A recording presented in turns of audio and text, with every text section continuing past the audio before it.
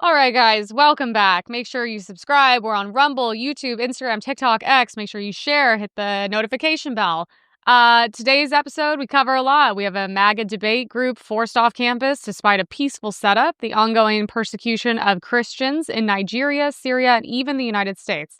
And then we're also going to highlight the growing censorship abroad within the UK's push for digital IDs and arrests over social media posts.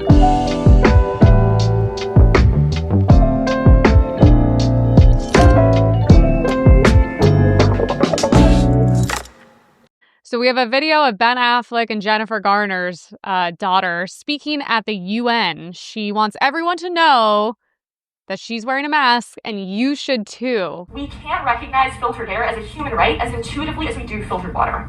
We can't create clean air infrastructure that is so ubiquitous and so obviously necessary, tomorrow's children don't even know why we need it.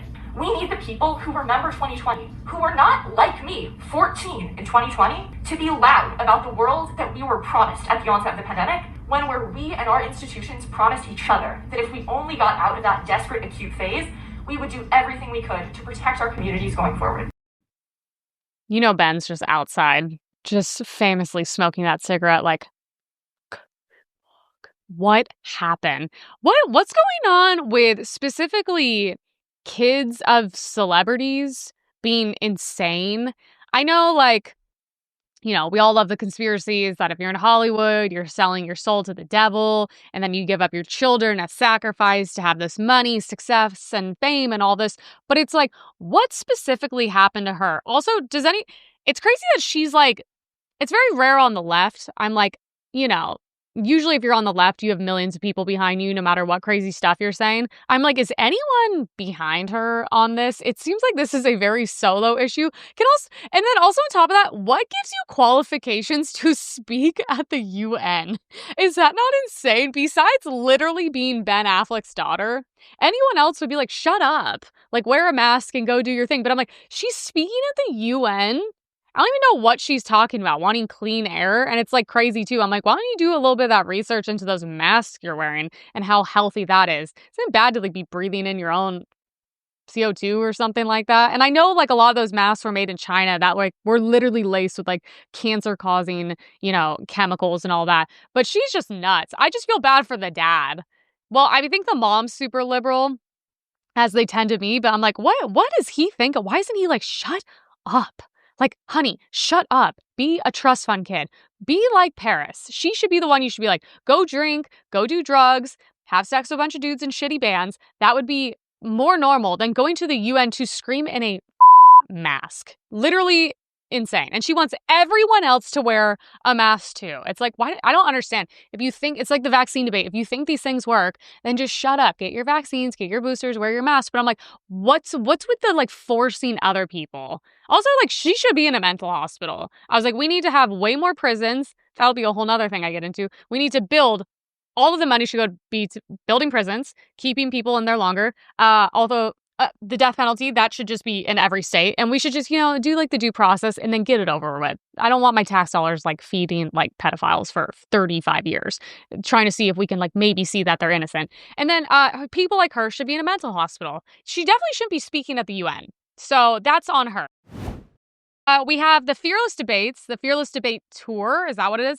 Kicked off on campus, a MAGA debate group set up on the campus of Tennessee State University with signs reading, "Deport all illegals now," and DEI should be illegal.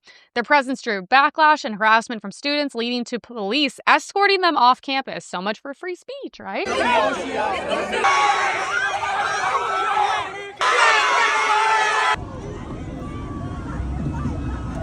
they threw a drink up top. Oh my gosh, they threw a drink up top. Yeah. Oh, whoa. Did somebody just throw something in our car? Arrest. They just tried to hit the car. They're still hitting the car. Whoa! That was loud.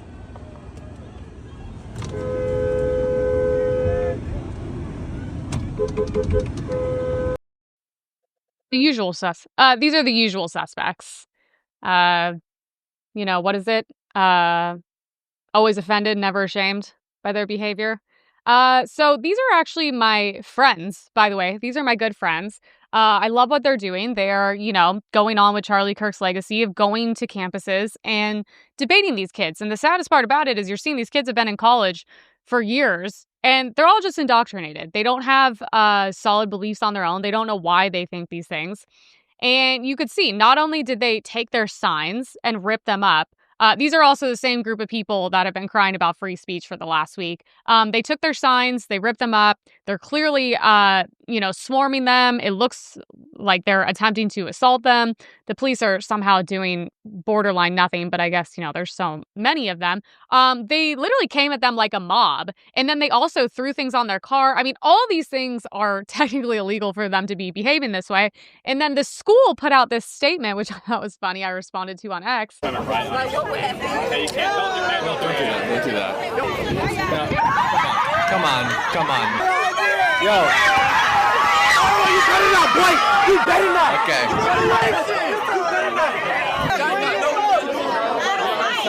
Yo, bring the sign back.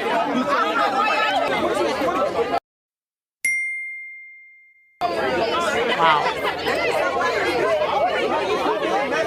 He should be pulled in for questioning.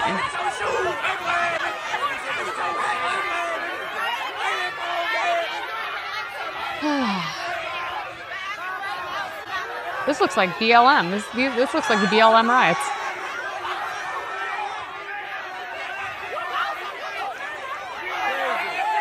This is the black fatigue we talk about in this country. Unbelievable. We're gonna do like a little end live pregame. Bunch of future doctors and lawyers, I'm sure. This is what I don't understand, because the funny part about this video is I was on TikTok and I saw a bunch of these future doctors and lawyers talking about this. And every single video, they're talking about the race of my friends. And I find it so funny. I'm like, so you have a bunch of no offense, I love you guys, kind of nerdy white kids that go and set up a booth on a college campus, which people have been doing forever. This is not a Republican thing. Steven Crowder was, I think, one of the first ones to kind of do it. But you've had, Democrats setting up booths to, support aborting their babies and all this stuff for a very long time. None of this is new. And you have a bunch of nerdy white kids sitting there with a little booth and a hand-drawn sign. And I'm like, it's so funny to me that they act like that is a threat to them somehow. Whatever happened to you either go up and debate them, or you just literally keep walking. They're not taking up prime real estate. It's not like it's something you can't walk around. But also, it's just showing the true colors of the school. And I'm like, we should cut funding to all of these schools immediately. And the irony of it all is I was like, they literally made videos being like, yeah, this is why you don't come to these schools. You're going to around and find out. And I'm like, so you're literally saying this is why you don't come around Black people? Because they literally cannot control themselves in the way they act. And if they feel slightly threatened, then they attack. I mean, the one guy's standing there with a weapon and they're literally attacking them. But so the school issued this statement and I commented and I was like, it's all on video. I know that you have to defend the school and the doctors in it because they're Black, but it's literally all on video. All of this is on video. You can't deny it. And at what point, hey, DEI should be illegal. It's racist. And then the funniest part is people were posting the statistics of this school and the graduation percentage was I won't be funny and say 13%. It was a higher percentage potentially than that. But I was like, oh, so they're all retarded as well. So they're a bunch of Black kids who are clearly racist. And they literally tell you, if you step foot here as a white kid, we will hurt and assault you. And then they also said Charlie Kirk knew better than to come here. And I'm like, you guys are never beating the allegations that you behave this way. And it's funny because your thing is well, you should know better than to be around us. I'm not even going to argue with that. Yeah, correct. That's why we don't want to live around you anymore. That's literally why the new American dream is just not having to live around Black people or deal with them, which I deal with on a daily basis. And I have my own stories. A lovely Black gentleman was walking in front of my house the other night and decided to throw a condom at us and then say, because I didn't have a lighter, because I don't smoke crack in the middle of my driveway. I was holding my dog so she could go to the bathroom, and then said, what a bitch I am. And I just was like, where do I have to go to not be around this anymore? So the school defended the young children there and just claimed, none of it's happening. And I think it's crazy. I think it's crazy that my friends are there just trying to have opinions and they're not allowed to do that. But also it's good that we have this on video because it's a little hard to, say, But yeah, these kids were professional and they were respectful as they all went on TikTok after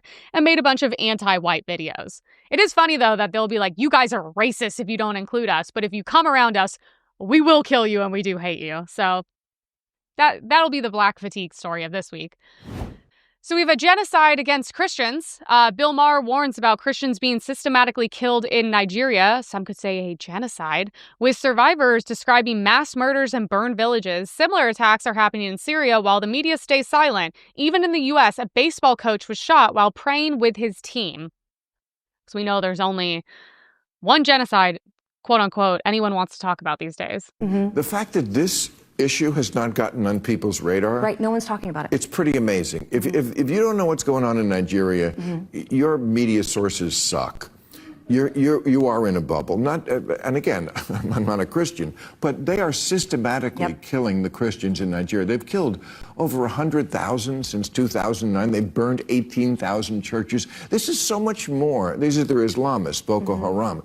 This is so much more of a genocide attempt than what is going on in Gaza. They are literally attempting to wipe out the Christian population of an entire country. Where are the kids protesting this? Thank you. No one will talk about it, so thank you. Absolutely. You know what's funny about this is he's right. Like, if your news sources are not talking about this, they're not very good news sources and they clearly have an agenda. I was actually informed about this and felt really stupid when I was in Israel. We were sitting around and we were talking about the Christians being attacked all over the world and the literal attempted genocide against them. And they were like, everyone was looking at me like, what an idiot. Like, how do you not know about this? And I was like, no, this is crazy. Look, I am an American commentator. I do try to focus on America, but also where's all the people that are screaming genocide when it comes to Christians? They don't talk about it. Not only do the pro-Palestine people not talk about it, the anti-Israel people don't talk about it. Not a lot of people talk about it. And it's happening technically all over the world. We see churches being burned down left and right and attacks on Christians as well. So we have a video of a Christian in Nigeria explaining that his whole family was murdered. My people, my family members, they died in this house, 11, and some died in the other store, 8. Some died here. My whole family members that died yesterday, day before yesterday, on that very day, there were 20. That is my own family members. I'm not talking about any other thing. That is my own family members. This is my store. Those shops are my stores. Those places are being burned. Please walk. Those places, this place is being burned. Here and up, my house is up there. That place also is burned. And the store where I pack my goods, I store my goods everywhere, has burned. They burned my clothes, they burned everything, they burned our food. So yeah, he's like, they just, killed my family, burned my house, and burned all my food. Why is this not getting any media attention with any media outlets? That's what I don't really understand. I don't see this being covered. I don't see it in, I look at all the news outlets. I don't see it really in Australian news, in the UK news, in American news. I don't see any of this. And this is heartbreaking. And obviously they're specifically attacking them, as Christians. And I'm like, almost 100,000, probably over, dead. I'm like, so why do we only focus on one place? Why is that? So I don't know. We need to get to the bottom of this and start talking about it. And I'll try to get some better information, some real numbers, so we can deep dive on this. But it really, really worries me that it seems like all media outlets happen to be silent, and the attack on Christianity is heartbreaking. And also, I'm so glad. After Charlie, I feel like I'm seeing a rise in Christianity. because that is not only what America needs, that's actually what the whole world needs. And we need to make sure that we stand with Christians all around the world, not just here. And we make sure that these things are being exposed and stopped as much as we can. So the Islamists are also burning down Christian villages in Syria, and that's what this is.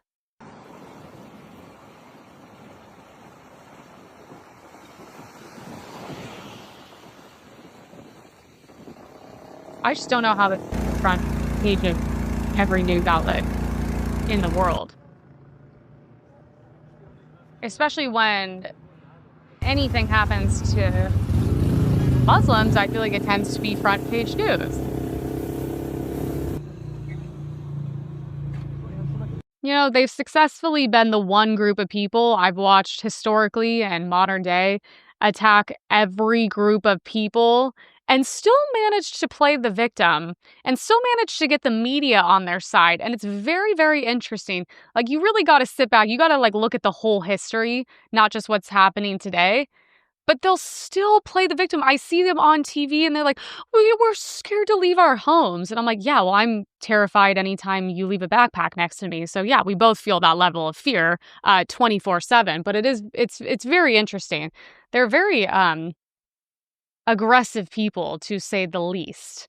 3 men were arrested yesterday after shooting a youth baseball coach who was praying on the field with his team. Let me guess, the left will say this isn't a politically motivated attack. This isn't a religious attack. Okay, well, you shot someone praying, and these 3 look like Muslims to me, and I'm sure their names are very hard to pronounce. So yeah, I would say that this is an attack on our own soil from the exact people I thought it would be. They look exactly the part. There you go. They look like half the guys in Fauda that I've been watching every night. So, not really sure how they're going to try to spin that, but yeah, you guys let in the most dangerous military-age men from around the world who preach about Islam and killing everyone in your way who does not also, whatever, become Islamic and all these things. And then I'm like, and then we're surprised when these things happen. Like, they don't mesh with us. They're never going to mesh with us. They're never going to just come here and be like, you know what? I'm going to be Christian. I'm going to take up your belief systems. It's happening here. It's way worse in the UK by far. And I'm not surprised, but why are we letting these people in? I mean, they call it racist when Trump does a ban on Muslim countries. And I'm like, I call it common sense. Why? What are they doing to make our country better? Because they're not assimilating.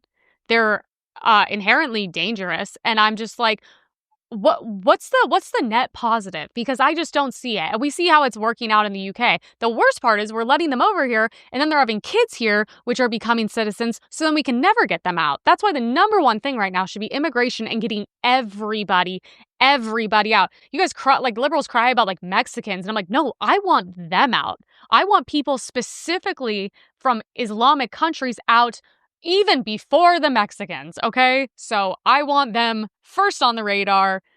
Mexicans can be maybe number 4, honestly. They're the ones here aren't doing great, but they're bottom list compared to these people. The UK police raided a man's house at midnight over social media posts, sparking fears about free speech under expanding digital ID systems, with Switzerland approving digital IDs. They want it, apparently. Vietnam is now closing bank accounts, and RFK is warned of government overreach. Critics say that this technology could be used to track and control citizens worldwide. You don't want that. Conspiracy theorists are right again. I mean, how many years have we been talking about this? The funniest thing is they create the problem and then they create the solution. But the solution is not a good solution for us. It's a great solution for them. They flood our countries with all these third world immigrants. And then they're like, whoa. Oh my God, there's murder, there's crime. We got to figure out how to solve this. We got to know who's in our country now after we purposely let them all in. So now we're going to have a digital ID card. And you're all going to have it because we need to see who's going to be here. And it's like, but wait, you didn't care who was coming in before. So why do you care now? Oh, and then this way you're going to have access to all of our information. and then they're going to be able to monitor and track. I think I've seen like somewhere in China, like you have like a literal like scorecard for as like a human. And it's like, okay, you get like you're like 90 out of 100. You're like a very good person, so we won't take away any rights right now. It's very scary. So we have a video of the UK announcing mandatory digital ID laws. And that is why today I am announcing this government will make a new free of charge digital ID mandatory for the right to work by the end of this Parliament. Let me spell that out. You will not be able to work in the United Kingdom if you do not have digital ID. It's as simple as that. Because decent, pragmatic, fair-minded people, they want us to tackle the issues that they see around them. And of course, the truth is, we won't solve our problems if we don't also take on the root causes, looking upstream to tackle poverty, conflict. Why would a digital ID card have anything to do with tackling poverty? Also, did you see what they do? So they did something. Conspiracy theorists are always right. So this is very similar to what they did with the COVID vaccines. This is what they do. They go, we're not forcing you.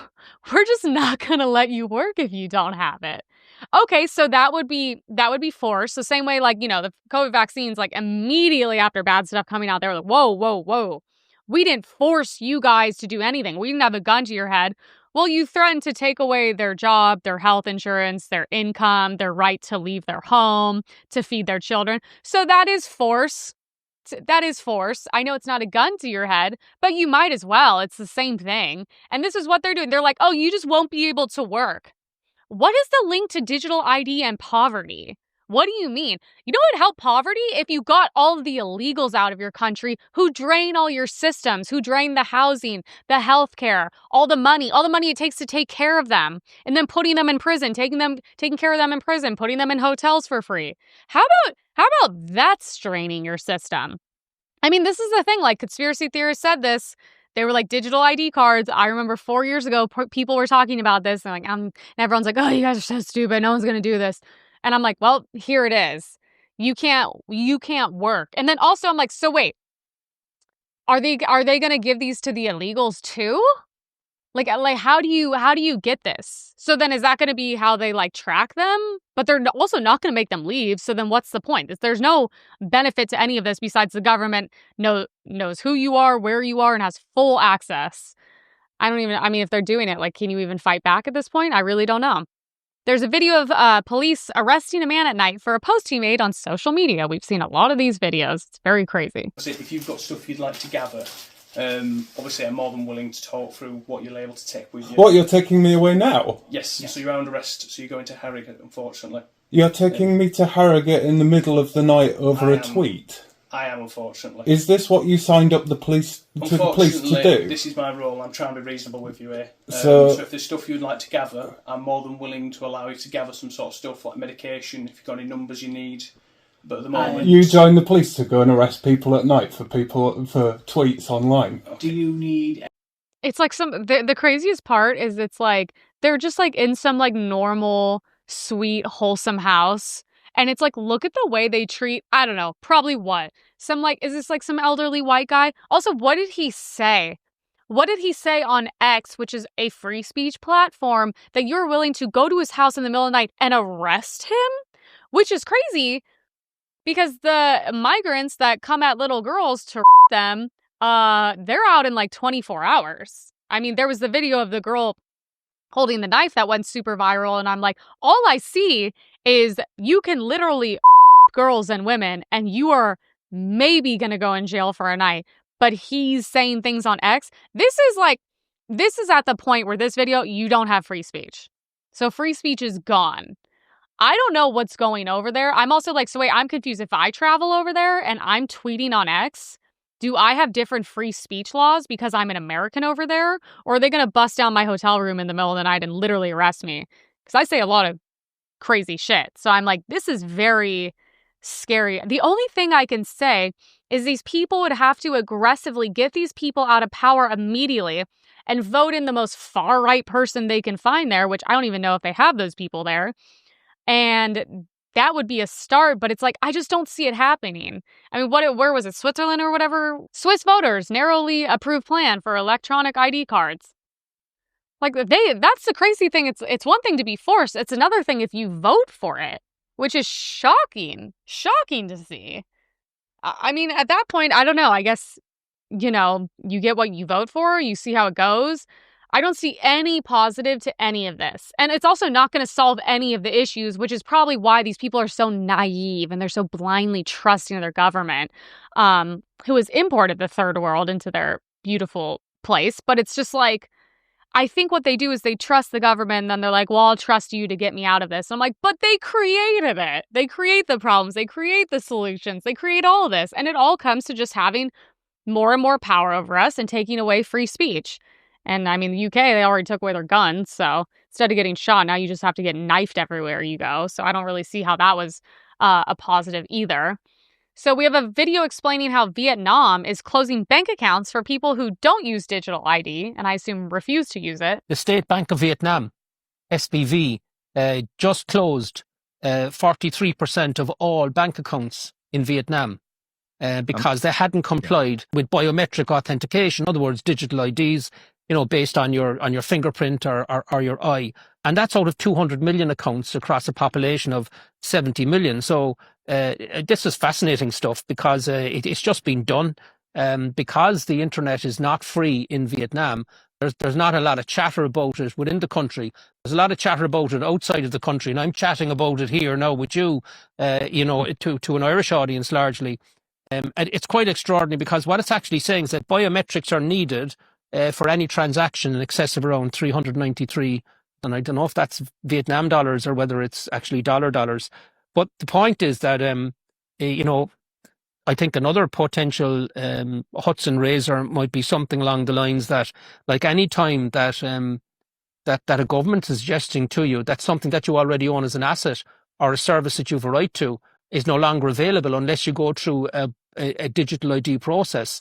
I mean, that's alienating you from your service or your asset. That's the start of the control grid. Well, that's crazy. They already control their internet, so you have to pay.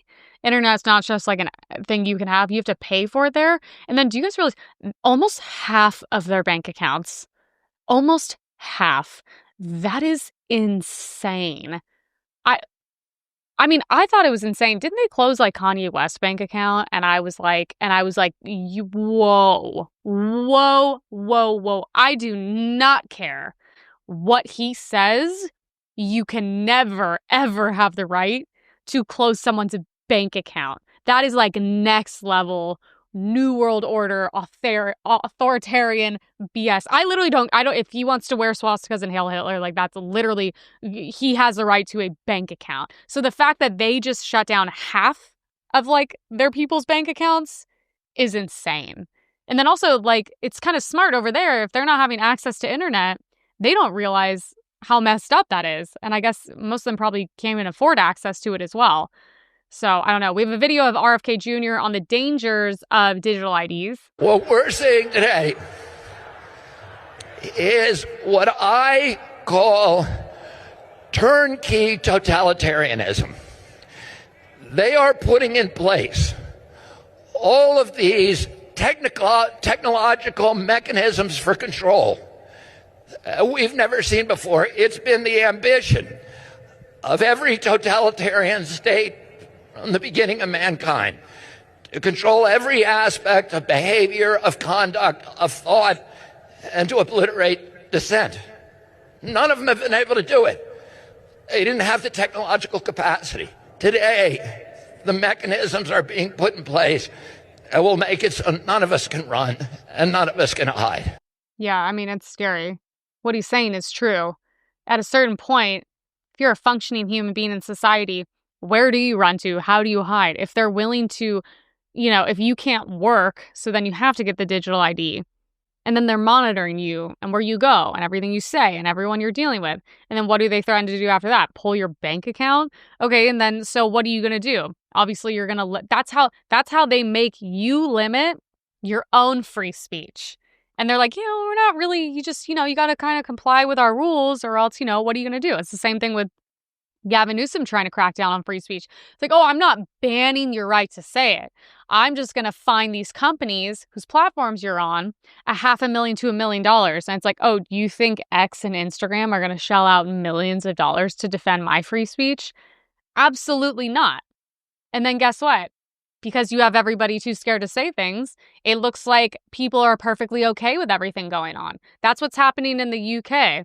You know, they'll interview a couple people that are like, yeah, you know, I like everything going on. But it's like they can't interview the millions who speak out against it because they'll come arrest them in the middle of the night. And then they're like, yeah, see, this works for us and everybody's happy. Everything's fine. You'll own nothing and you'll be happy as the elites, you know, are unvaccinated, flying on private jets to go talk about how you're going to be in a digital ID system. He's such a smart guy. I really hate that people hate on him so much. It's really, I mean, his voice is horrible to listen to, but he's so brilliant. It's like, well, what are you going to do? Isn't he vaccine injured? So left-wing politicians just won't wake up. This week brought a string of shocking statements and revelations from the left. A Soros-backed prosecutor claimed public indecency in front of children isn't illegal. Iowa's largest school district is led by an illegal immigrant with a criminal past, and Ilhan Omar is promoting Somali-owned businesses as political ads. So we have a video of a Soros-backed Florida state attorney, Monique Worrell, says a man masturbating in front of kids at a park is actually not illegal. It's totally fine. All things that are wrong are not illegal. And I'm not standing before you today telling you that what happened in that park was wrong. But I am standing before you today telling you that I trust the word of the attorney who was assigned to this case when he said, although those actions were wrong, he could not prove beyond a reasonable doubt that they were illegal. Well, I mean, it's not a good start when it's a Democrat Soros-backed Black woman who I would say would be lower on the intelligence scale because she's willing to say this. She's willing to say things that are blatantly untrue and endangered children because someone with a brain wouldn't say these things. Masturbating in front of kids has been illegal. Remember when if you even peed at a park with no kids in the middle of the night, you would be registered as a sex offender? I'm like, so does she have children? If a guy's masturbating in front of them, she's like, this is totally okay. Here's the problem with these people is I know they don't believe what they're saying, and I know they're getting paid to say it. And Soros is like truly, truly a demon and completely evil. And I'm just like, I can't believe a normal person doesn't push back against this harder. So, yeah, apparently that's totally fine now. This is why I keep saying Democrats are pushing every single day to normalize pedophilia in this country, and they must be stopped. The superintendent of the largest school district in Iowa is an illegal alien from Guyana? How do you say that? Guyana? Who has a prior weapons charge? This is really crazy. I saw Bill and Illusion. I think Mike broke this story. So he's an illegal alien with prior weapons charges. He fled police and had a loaded gun in his car when he was arrested. So yes, the question would be, how did he become a school superintendent? That is insane. Obviously, you know, we know how Democrats have no problem with any of this behavior and probably just pushed him through. I think every single person through the chain of how he got to that point should obviously be looked into criminally and prosecuted. Also, why did he have a loaded gun in his car? These people, I mean, they're going to be, whatever. If they're going to commit the crime today, tomorrow, next week, next year, what are we doing?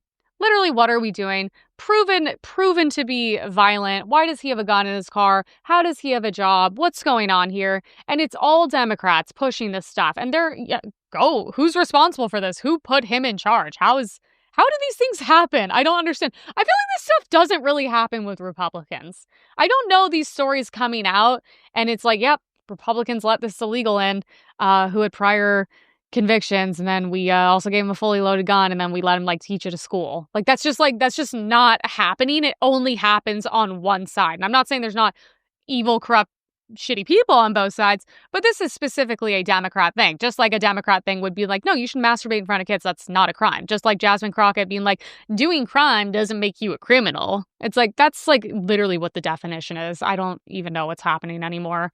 We have a video of our Somali representative, Ilhan Omar, creating ads for small businesses whose owners are from Somalia. Wow, I can't believe she's supporting only her own people.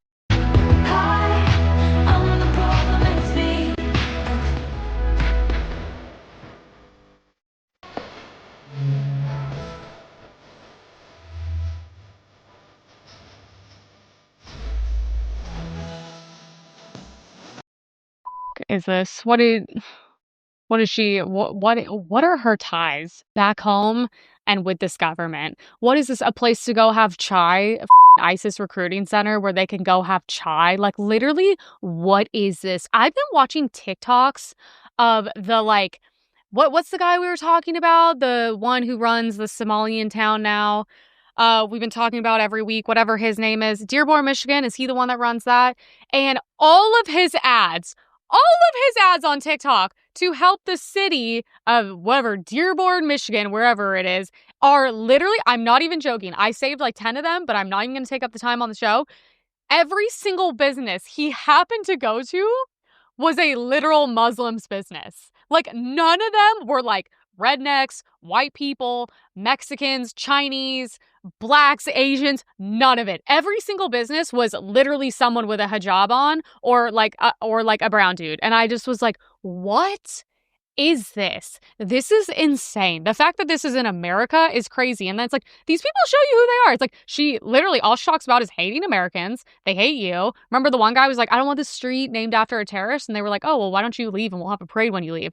Whoa, that's crazy. This is our country, not yours. And then she's, supporting some like Somali coffee shop where everyone's in hijabs. Like that has no place in America. They only support their own. God, it's like, wake up, people. It is like literally the Muslim playbook. Like I have a literal screenshot of it and it's just like, okay, they're like, oh my God, no, we support you guys. And they love liberals because they're useful idiots. So they're like, no, we're just gonna like integrate with you guys. They come here and then what do?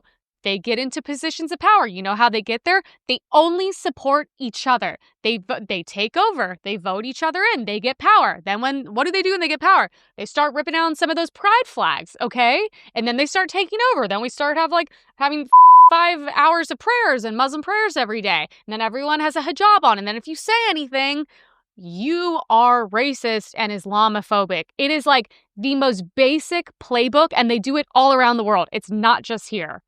Do you see Trump when he was like, I talked to was it the president of Somalia? And then he was like, yeah, I asked him to take Ilhan Omar back and they said no. And I was like, he's so, we'll never have a more funny president. But I'm just like, this is a playbook, guys. I don't know what to tell you. We have a little black fatigue section, which is really easy. I think we can do this every week because there's thousands of videos to choose from of a daily basis. This is a video of a Shein pop-up. You know, the like Chinese slave labor clothing that all the hookers wear? This was a pop-up they had.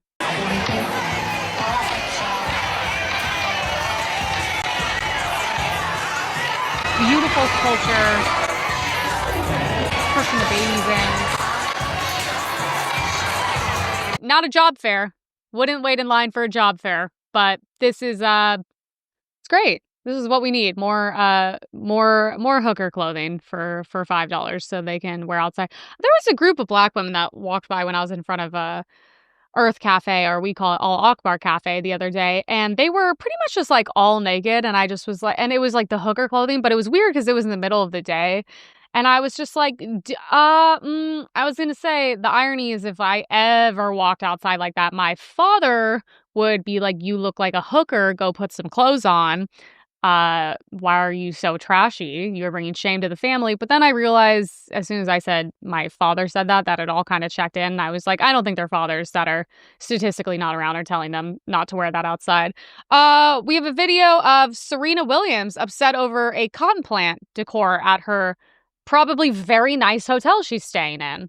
All right, everyone, how do we feel about cotton as decoration? Personally, for me, it doesn't feel great. So actually, it feels like no polish remover cotton, natural.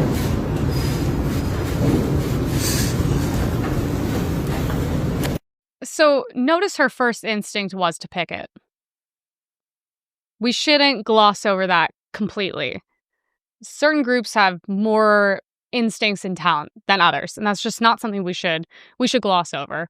Second of all, I'm sure she's in a nice hotel. Also, how's that blonde wig?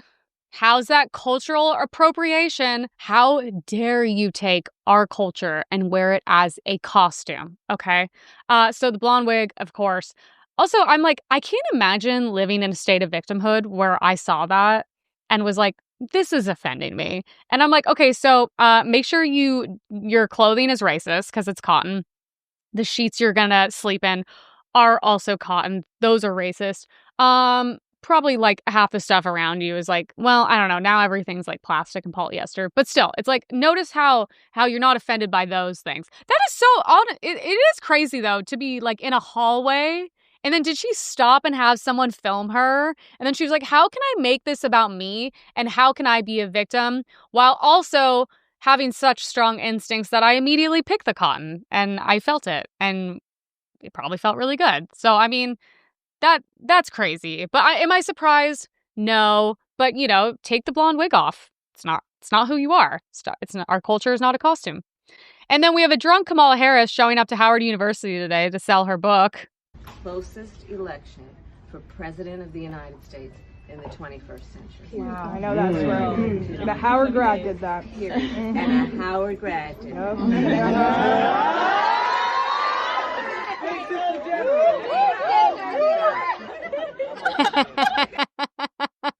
She literally always looks like she's wasted and having such a good time. It's funny because I'm like, low key, after like a bottle of wine, she's probably really fun to be around. She probably like, if she's letting this loose in front of people, promoting her book at what looks like a Staples, I don't even know where she is. It's literally like stacks of paper on sale in the background, which is so funny to even have. Like, who's this guy? Is this like an assistant, security guard? I don't know.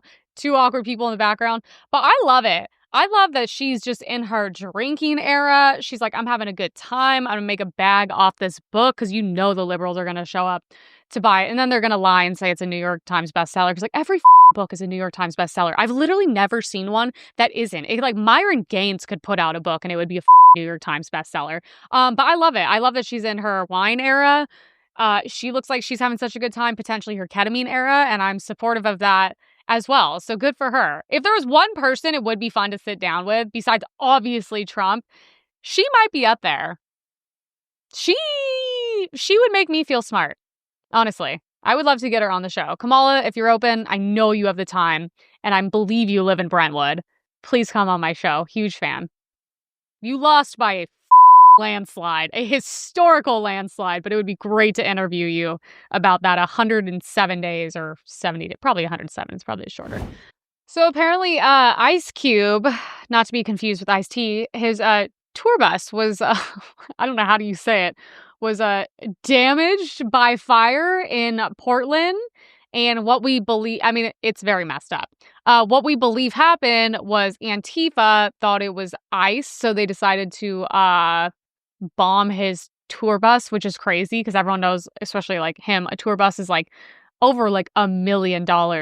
They're very expensive. They're very big.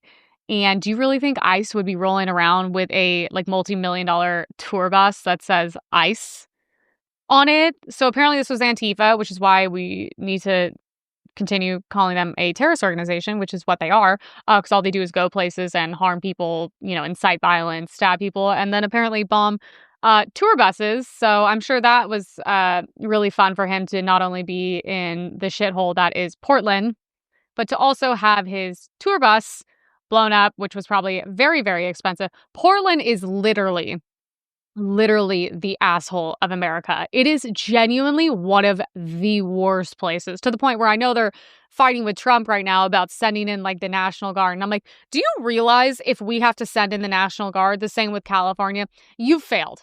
Whoever is in leadership at that time, you have failed. If the National Guard has to be sent in somewhere, You are not doing your job. You do not know how to manage people or manage a city, especially the freaks living inside of it. And of course, it's always places with a lot of liberals. Portland is like one of those places. I mean, there's a whole show making fun of it. That they had like there was like a certain part of it that they let go like full anarchy. And I guess people were legitimately, they were like, okay, this little section, like no police. You guys can police yourselves, because historically that works out really well. And I guess they were like literally just and killing each other. Which is like, yeah, that's when you don't have rules in society. I'd love to think we're all just good people and we can like coexist and just live together. No, you need rules in society, or else people literally just and kill each other. That's why we have to have this. I wish we were just naturally normal, but we're not. And the mental illness in this country is very out of control. I recently posted a photo of me and my girlfriends, who are beautiful, at dinner together. And if you look at the comment section of that, no drinks in front of us, nothing crazy, some focaccia, some incredible whipped lemon sage ricotta. I believe that's what it was. And the comment section it's literally just showing the mental illness in this country I've been talking about recently is out of control. I don't know where we go from here or what happened or why everyone's so miserable.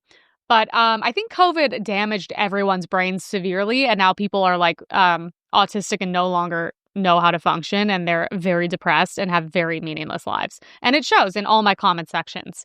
And if you're watching, hello. So thank you guys. Make sure you like, subscribe, hit the notification bell, and we'll be back very soon, unfortunately for me.